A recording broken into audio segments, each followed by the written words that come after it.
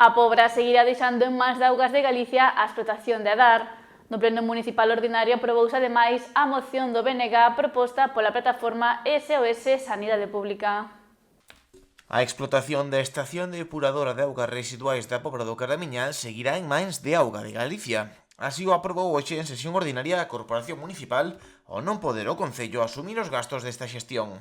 Po Concello sería demasiado, gravosa ou cara se tuvera que ocuparse ela ou licitar o servicio, porque tamén é unha cousa que no seu momento se mirou, pero sin ser un convenio perfecto, creemos que é unha opción ahora mismo a máis, a que mellor se adapta.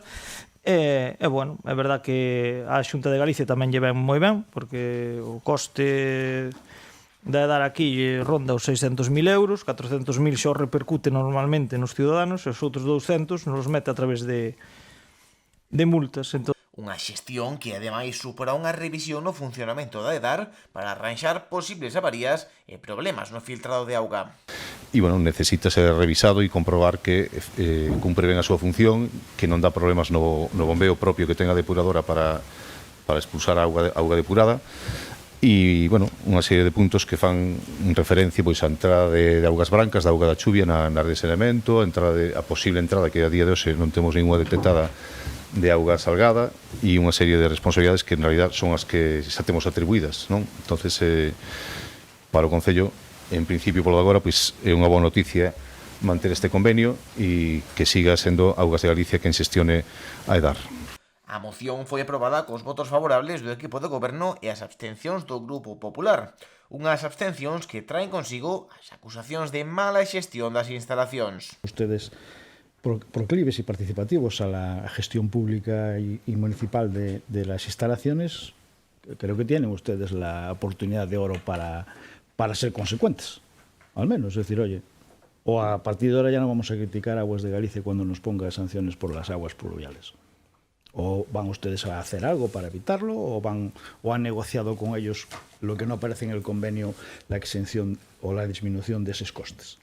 Por eso nosotros vamos a abstenernos, entendiendo que realmente es una buena opción para el Ayuntamiento que la gestión la realice la Xunta de Galicia. Ante estas afirmacións do Partido Popular, dende o Concello afirman que, segundo o convenio, se podería asumir a xestión da rede de saneamento en calquera momento.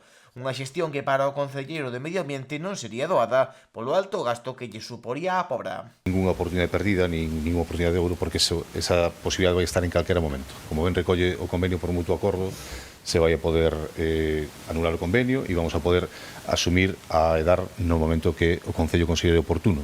Por lo tanto, estando xusto no momento que estamos realizando unha auditoría, ou vamos a empezar a realizar unha auditoría da rede de saneamento, realizamos a rede de abastecemento, pois queremos que mellor rematar a auditoría, saber exactamente cal vai a ser o modelo de xestión da rede de saneamento nos vindeiros anos, e entonces decidiremos se é o momento adecuado para facernos coa EDAR ou non, e facendo números, moitos números, como decía o Concelleiro de Facenda, que temos que facer e ver que posibilidades hai de que realmente o fagamos sin que sexa un descalabro económico para o Concello. Outro dos puntos tratados no pleno ordinario foi o apoio institucional á plataforma SOS Sanidade Pública, promovido polo BNG e co pretexto de defender unha sanidade que iguala a todas as persoas.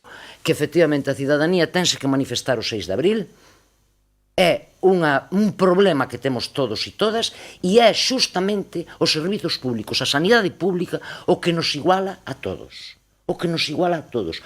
Porque se vostede mas eu temos o mismo salario, e eu vou á sanidade pública e vostede vai á sanidade privada, vostede sempre sale perdendo porque ten que pagar, verdad? A sanidade pública é o que nos iguala, pois temos que defendela. A moción resultou aprobada con 7 votos a favor e 5 en contra. Os votos negativos do Partido Popular foron argumentados polo seu portavoz defendendo a boa xestión autonómica da sanidade galega.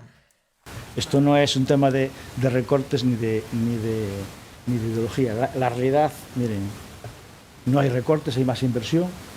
Realmente las circunstancias son las que son. Y mire, en el informe de la asociación, de la Federación de Asociaciones de Defensa de la Sanidad Pública, la que participa SOS Galicia o SOS Sanidad Pública, ¿sabe dónde nos ponen? Miren, en el 2010 estábamos cuartos por la cola. En el 2023 somos la quinta comunidad autónoma en todos los referentes y en todos los baremos que ellos establecen. Y no los establece el Partido Popular, sino la Federación de Por favor, señor concelleiro, vaya a rematar. Y esta es la realidad. Bueno,